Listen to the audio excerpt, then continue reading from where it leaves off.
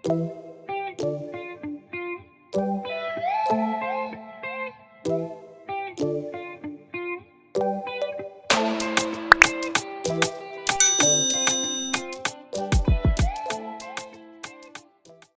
assalamualaikum moms, kembali lagi di YouTube channel aku, Mia Novia. Di video kali ini aku bakal cerita sedikit, bukan cerita sedikit sih, kemungkinan cerita panjang, tapi akan aku ambil part-part yang penting aja. Ini cerita tentang pengalaman aku hamil 4 kali, 3 kali keguguran, dan 1 kali aku melaksanakan operasi ikat mulut rahim. Jadi langsung aja ya moms, cerita awalnya. Jadi aku itu menikah pada bulan Juni 2015. Jadi alhamdulillahnya itu setelah kosong sekitar 2 bulanan, ketiga bulannya itu aku udah isi. Jadi sekitar bulan September 2015 aku itu tes pack, ternyata alhamdulillah udah garis 2.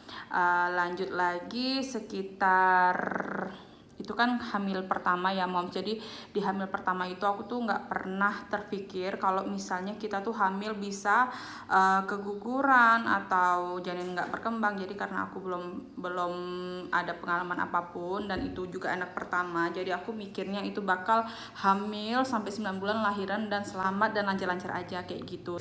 Karena aku tinggalnya di Kabupaten Kayong Utara, tahun 2015 itu belum ada rumah sakit, belum ada fasilitas yang menyediakan jasa dokter spesialis kandungan. Jadi kalau misalnya aku itu hamil, aku mau konsul ke dokter, aku harus ke Kabupaten Ketapang, memakan waktu sekitar 2 jaman perjalanan kayak gitu. Jadi pada saat umur kandungan aku 7 minggu, aku itu konsul ke Ketapang itu. Jadi kabupaten sebelah kabupaten aku, gimana ya, kabupaten sebelah pokoknya kan. Jadi aku tuh ke dokter pas 7 bulan itu, 7 weeks itu, dan ternyata udah ada kantong dan ada janinnya. Jadi dengan sukacita aku bahagia sekali udah lihat kalau dia bakal jadi anak aku nantinya kayak gitu kan. Terus di hari keesokannya aku pulang dari Ketapang itu ke rumah gitu kan. Udah ke rumah, ternyata sampai di rumah malamnya aku flek kayak gitu. Terus karena flek langsung aku ke puskesmas, karena di sana cuma ada puskesmas, belum ada rumah sakit. Pada saat itu aku dikasih obat kayak penguat kandungan, terus disuruh bed rest sekitar 3 hari apa seminggu aku lupa kayak gitu. Terus berlangsung sampai 9 weeks juga flek. Terus aku pergi lagi sekitar 12 weeks. Jadi 12 weeks aku pergi lagi ke Ketapang, dan ternyata dokter bilang tidak berkembang. Sebelumnya aku juga ada ke fasilitas kesehatan yang di kotaku juga, tapi dia itu dokternya dokter umum, tapi dia punya kayak USG portable gitu moms. Jadi waktu itu dia bilang sehat. Ternyata pada saat flek lagi aku bawa ke dokter, ternyata kata dokter nggak berkembang, karena dokter sendiri bilang kalau misalnya yang bisa baca USG itu yang benar sebenarnya dokter spesialis. Cuman karena di tempatku terbatas fasilitas kesehatannya, terutama yang untuk kandungan, jadi akhirnya aku mau nggak mau ke fasilitas kesehatan itu yang nggak ada dokter spesialisnya. Nah ternyata kan pada saat 12 weeks itu ternyata dokter kandungan menyatakan kalau itu nggak berkembang. Jadi nggak berkembang itu ada janinnya, tapi dia tuh nggak berkembang gitu loh moms. Seharusnya dia udah 12 weeks, ternyata dia masih sekitar 7 atau 8 weeks kayak gitu moms. Jadi hari itu juga aku dijadwalkan untuk nginap, rawat inap, terus aku minum kayak obat, menurutku sih kayak obat untuk mengeluarkan secara alami kata dokter. Jadi kalau misalnya ternyata obat itu bereaksinya bagus, artinya rahim aku tuh udah kosong kayak gitu moms, udah keluar semua, itu aku nggak perlu melaksanakan operasi kuret kayak gitu. Tapi ternyata setelah 2 hari apa 3 hari, 2 hari kalau nggak salah aku minum obat itu, dan rasanya mungkin kalau moms yang udah pernah merasakan minum obat itu, obat sebelum kita kuret itu luar biasa sakitnya.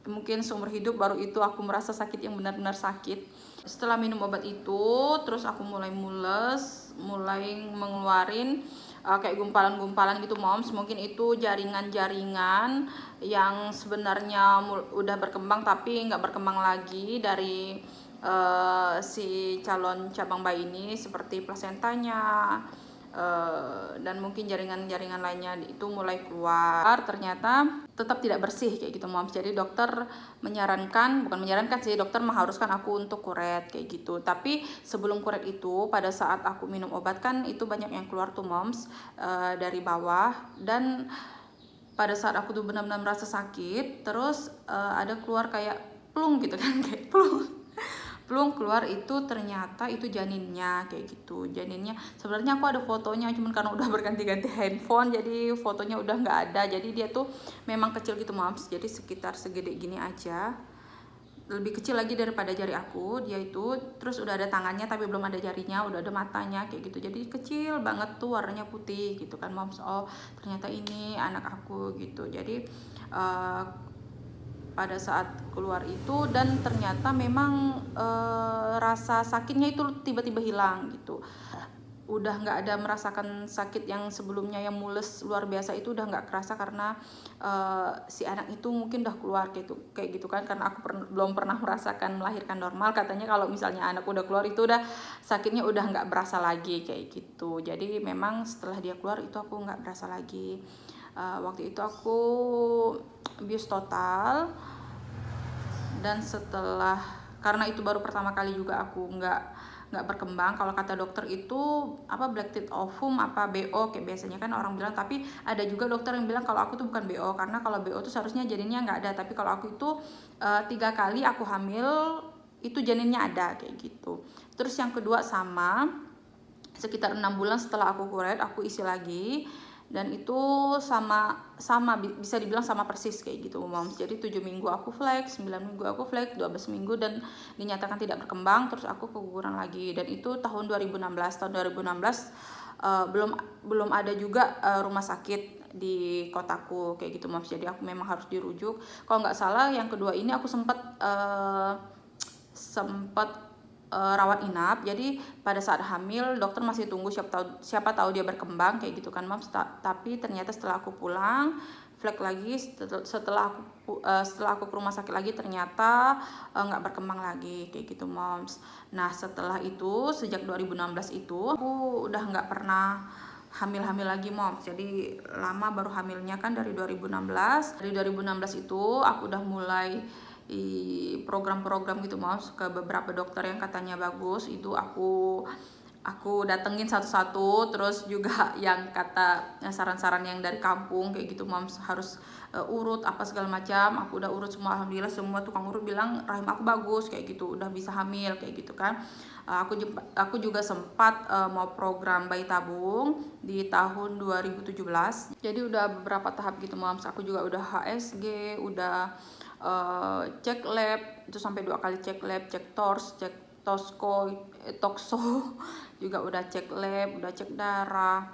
Terus aku juga udah sempat HSG. Terus suami juga udah cek sperma. Tapi akhirnya aku dan suami memutuskan untuk nggak melanjutkan karena pertama selain masalah biaya, kedua juga situasi dan kondisi saat itu tidak memungkinkan karena aku suami istri kerja dan kami itu tinggalnya di Kabupaten Kayong Utara, dan waktu itu rencananya kalau mau bayi tabung di Pontianak. Jadi kami harus bolak-balik dan yang pasti melelahkan. Sedangkan kalau misalnya mau program bayi tabung kita harus dalam keadaan sehat, fit kayak gitu moms. Jadi kami memutuskan untuk tidak melanjutkan, tidak melaksanakan program bayi tabung, tapi kita tetap usaha ke dokter-dokter lainnya Dan rata-rata dokter menyarankan ya udah hamil aja, terus dikasih vitamin seperti biasa, dikasih vitamin, dikasih jadwal untuk berhubungan badan dan lain-lain. Banyak lagi lah yang udah aku jalani sama suami.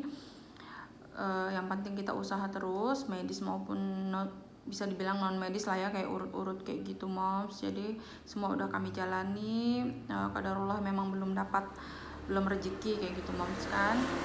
Sampai waktu itu aku udah merasa kayaknya udah waktunya aku udah mempasrahkan diri kayak gitu moms. Ya udahlah, memang bukan rezekinya kayak gitu. Kalaupun memang diberi rezeki anak, alhamdulillah. Kalaupun memang tidak, ya udahlah, jalani aja kayak gitu sama suami, mikirnya kayak gitu kan. Jadi aku mulai daftar kuliah, jadi mau melanjutin kuliah, mau melanjutin S2. Tapi sebelumnya 2019 kalau nggak salah, 2019 itu rumah sakit udah ada rumah sakit di kotaku 2019. Jadi udah ada dokter kandungan, alhamdulillah, namanya Dokter Bagus. Nih kalau misalnya Dokter Bagus kalau misalnya Dokter Bagus nonton videonya, aku mau bilang terima kasih banyak. Jadi waktu itu aku ke Dokter Bagus. Jadi Dokter Bagus itu kayak nyemangatin aku, yang sebelumnya aku udah pasrah, ya udahlah kayak gitu kan. Tapi dia nyemangatin, katanya bilang, Dokter Bagus bilang lebih baik usaha daripada nggak sama sekali kayak gitu kan. Jadi ya usaha santai-santai aja kayak gitu. Jadi waktu itu aku dikasih minum vitamin yang sebenarnya untuk menyuburkan mungkin ya, karena sel telur aku itu kecil-kecil gitu maaf. Jadi sel telurnya nggak mateng dan nggak bisa dibuahi karena dia ukurannya kecil. Jadi setelah aku minum vitamin itu, alhamdulillah setelah cek observasi berikutnya itu, alhamdulillah sel telurnya oke. Jadi kalau kata dokter, kalau misalnya ibarat bahan bakar itu, kamu itu bukan lagi bensin, bukan lagi premium, bukan lagi apa, kamu itu udah Pertamax istilahnya kayak gitu. Jadi udah bagus banget sel telurnya. Dijadwalin untuk berhubungan badan sama suami. Setelah itu seharusnya aku istirahat, namun karena aku waktu itu mengikuti program S2 dan itu udah tahapan terakhir, jadi mengharuskan aku berangkat ke Jakarta. Jadi dokter bilang sebenarnya bisa aja, boleh aja, tapi kamu harus pergerakannya nggak usah terlalu lincah kayak gitu.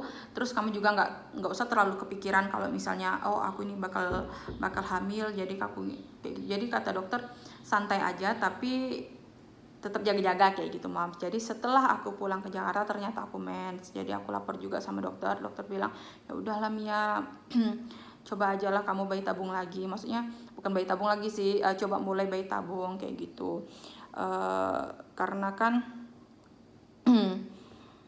umur kan, waktu itu umur aku udah 28 tahun tapi belum punya anak. Jadi memang bukan sempat kepikiran sih, aku udah niatan tahun depan aku mau bayi tabung. Tapi bukan tahun depan sih, setelah aku kuliah S2 aku mau bayi tabung.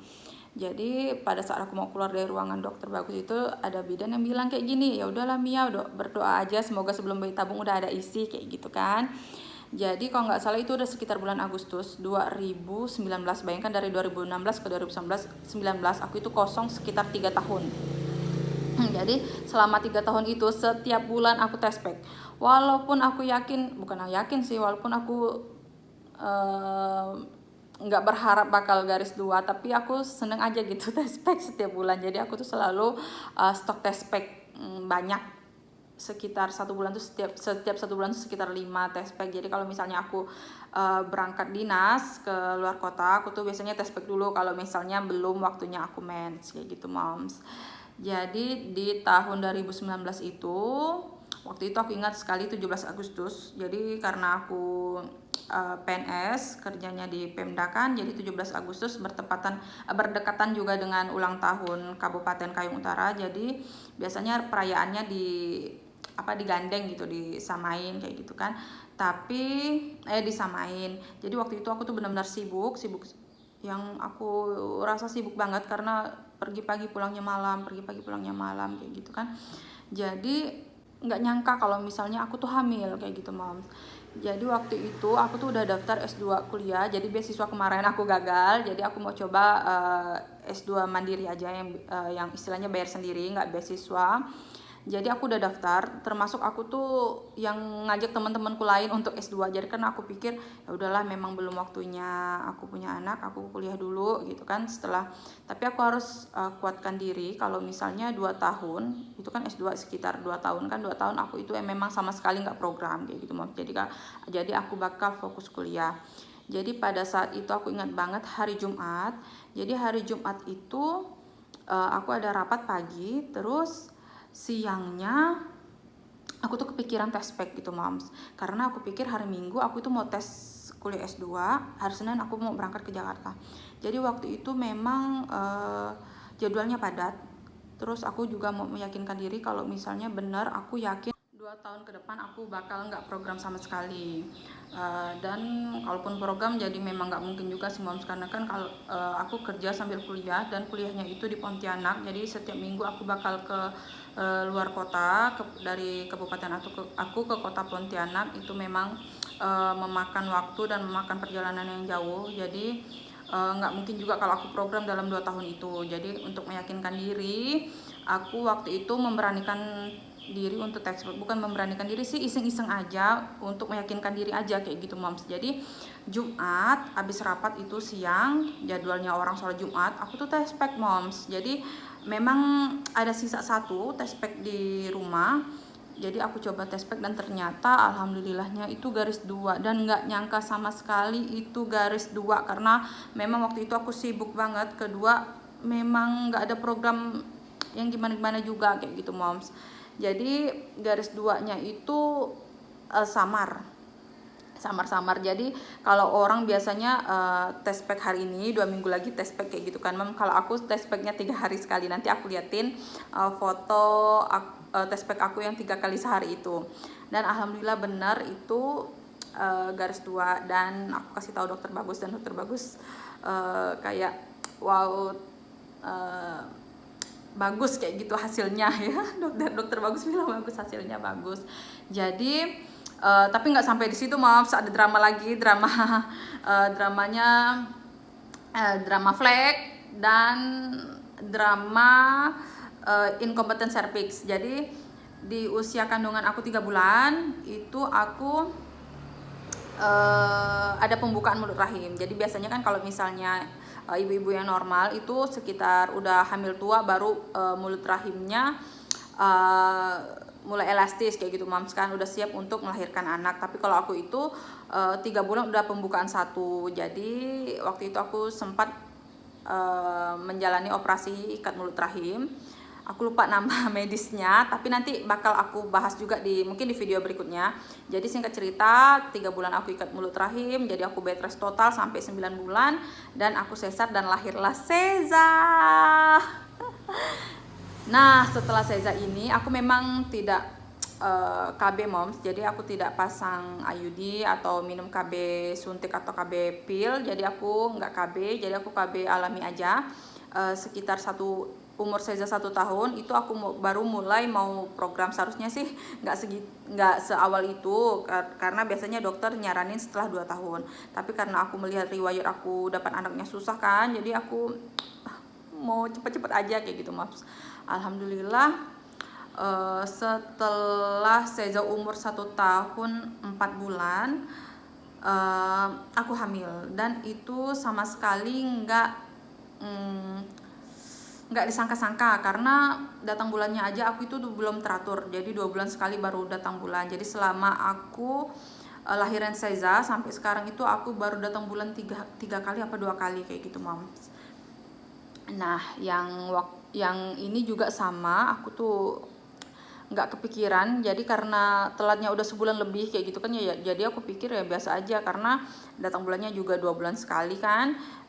Akhirnya waktu itu aku itu sore-sore main sama Seza. Jadi sepeda Seza itu rodanya lepas karena bautnya itu copot gitu Moms. Jadi karena aku mau cari baut itu supaya Seza itu bisa naik sepeda, jadi aku cari di tempat-tempat yang biasanya atau Seza naruh baut kayak gitu kan Moms kan. Jadi nggak tahu kenapa aku dapat tes pack 1. yang masih ada isinya. Jadi aku pikir kok bisa ada test pack, mungkin ya test pack yang terdahulu aku letaknya sembarangan dan ternyata aku ketemu lagi kayak gitu kan moms kan. Jadi seperti biasa sore malamnya karena ada test pack nganggur nih aku coba aja. Sekali ternyata coba aku garis 2 dan itu udah lumayan itu sih menurut aku udah lumayan terang dibanding waktu Seza dulu.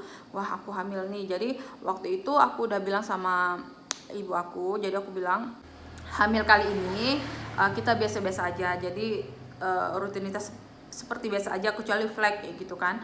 Alhamdulillah wa syukurillah waktu itu aku mengalami kram perut. Jadi aku pikir jangan aku mau keguguran, aku pikirkan karena kram perut yang lumayan mengganggu kayak gitu kan. Jadi aku langsung ke rumah sakit, aku coba USG transvaginal, ternyata udah ada kantongnya, udah ada rahimnya, dan udah ada kantongnya, udah ada janinnya, dan janinnya itu kedip-kedip gitu loh moms. Jadi dia tuh udah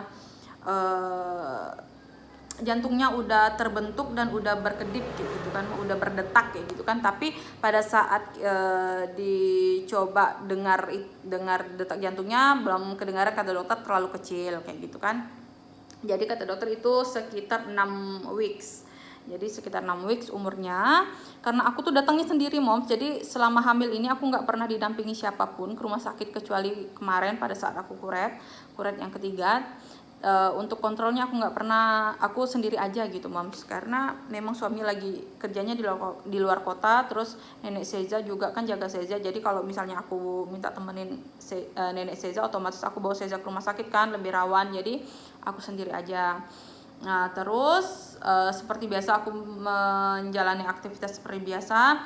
Dan waktu itu aku sakit gigi. Jadi sebelumnya aku tuh ada tambal gigi gitu moms. Ternyata setelah tambal gigi 2 hari atau 3 hari setelahnya aku tuh mengalami bengkak di gusi. Nggak tahu sih bengkaknya di gusi apa di pipi, yang pastinya di bagian sini itu ada benjolan, kayaknya benjolannya di dalam. Kayaknya emang efek aku tambal sementara, karena memang gigi di sini itu aku kemarin tambal gigi sementara kayak gitu loh moms, karena lagi perawatan gigi. Jadi karena aku tuh biasanya ke rumah sakit sendiri, dan aku malas juga kalau misalnya setelah ke dokter gigi ke rumah sakit ternyata aku nanti ke objin lagi kayak gitu kan, bolak-balik. Jadi aku inisiatif aja mau ke dokter kandungan untuk cek kayak gitu kan. Dokternya waktu itu nyaranin 1 bulan setelah aku USG itu baru lihat lagi apakah itu berkembang atau enggak. Jadi waktu itu aku ingatnya tanggal 3 Oktober sebenarnya aku waktunya untuk konsul ulang, tapi kalau nggak salah 3 Oktober itu hari Minggu apa hari Sabtu kayak gitu kan, jadi memang hari libur.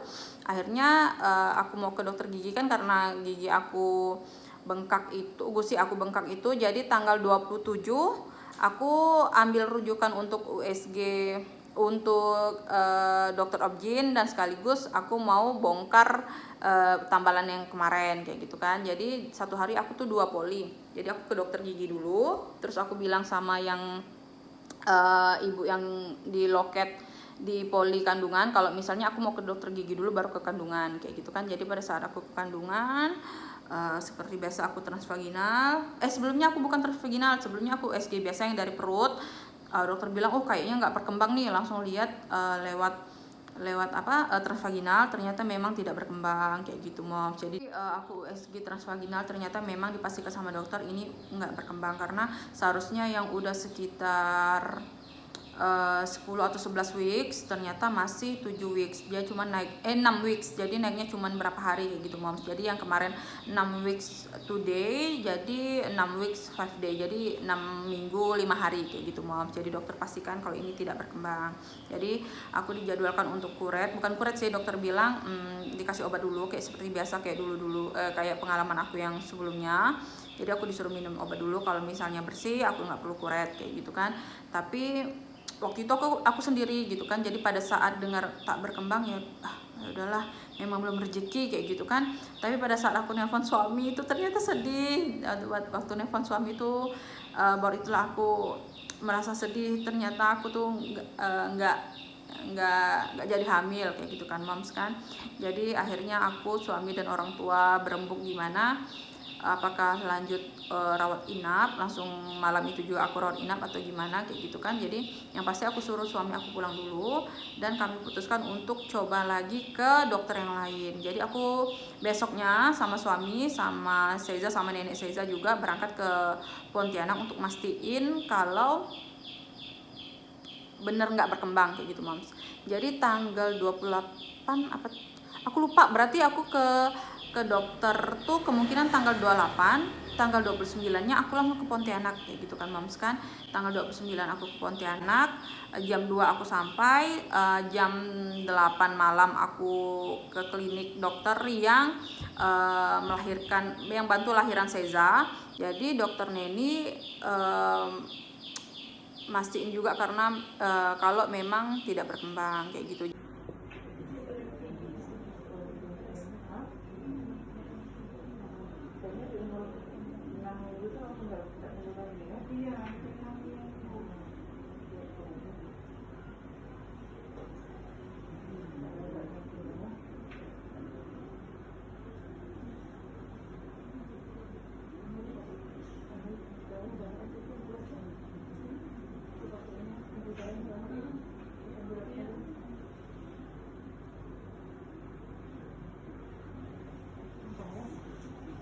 Jadi malam itu juga aku langsung dirujuk ke rumah sakit, ke RS Untan, dan langsung swab, terus melengkapi administrasi, dan dijadwalkan besoknya jam 1 siang untuk masuk ruang operasi kayak gitu moms. Nah jadi kemarin aku sempat bikin video juga. Nah ini dia video waktu aku di rumah sakit.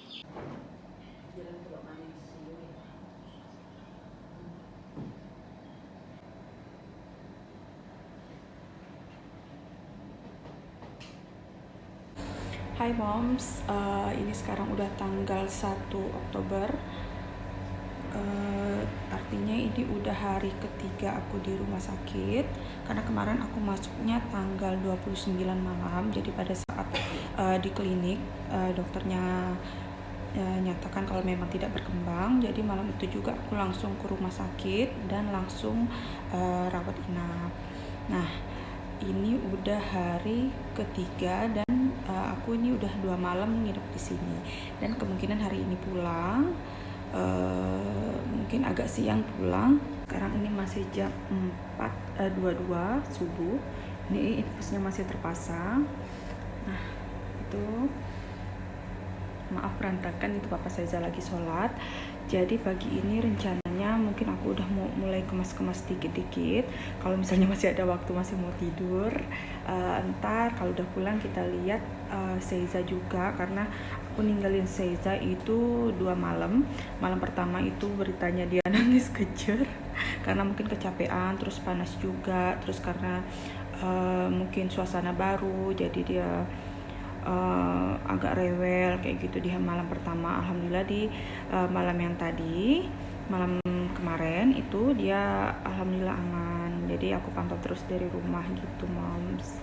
Oh ya, kalau yang nanyain aku rawatnya di mana, aku sekarang ada di RS Untan, Rumah Sakit Universitas Tanjung Pura. Kebetulan di sini juga ada dokter praktek yang dulu lahirin Seiza. Jadi dokter opsinya itu sama dengan dokter yang ngelahirin Seiza. Terus kebetulan juga Rumah Sakit Untan ini bisa cover BPJS. Jadi untuk semua biaya ntar ditanggung sama BPJS kayak gitu. Dari awal tuh memang nggak dapat kamar gitu kan, dari kamar kelas 1, kelas 2 nya kosong, ternyata aku tanya VIP juga nggak ada. Jadi ditawarin mau nggak masuk kelas 3 kayak gitu, atau nunggu aja sampai kelas 1 nya kosong. Jadi karena aku mau cepet, ya udah deh masuk aja deh yang kelas 3. Tapi lumayan enak kok fasilitasnya, karena ruangannya juga lumayan besar, karena pandemi juga, jadi pasien nggak terlalu banyak, jadi lumayan untuk buat aku nyaman nginap di sini. Terus ada AC-nya juga, jadi nggak kepanasan. Ntar aku liatin ya gimana ruangan aku aku selama aku nginep di sini.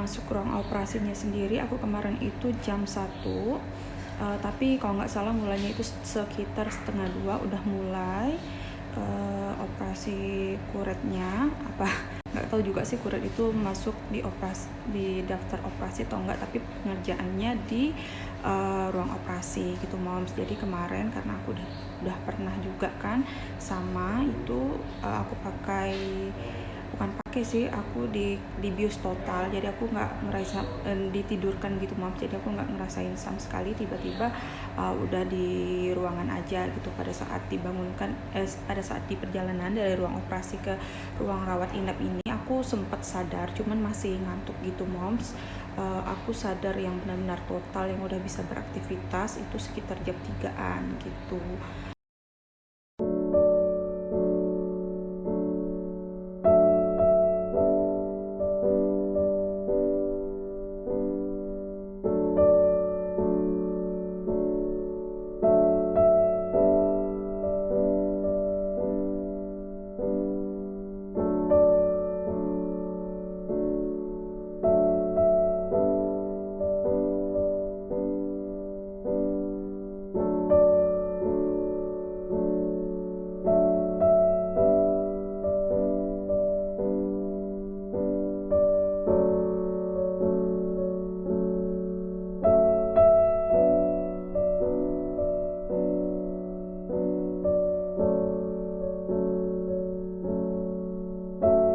Seza sekarang lagi sama mama.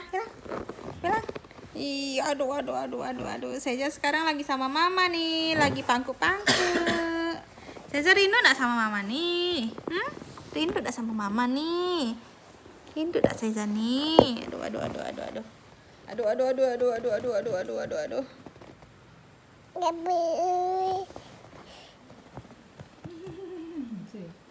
Oke mom, sekian cerita singkat sih, cerita panjang aku tentang pengalaman aku menjalani tiga kali kuret, 1 kali operasi ikat mulut rahim.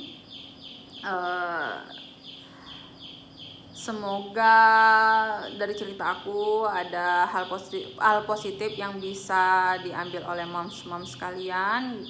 Misalnya moms ada pertanyaan atau ada moms mau diskusi tentang pengalaman aku, moms bisa DM aja ke Instagram aku, Mia Novia. Oke moms, sekian video kali ini, sampai jumpa di video selanjutnya. Assalamualaikum.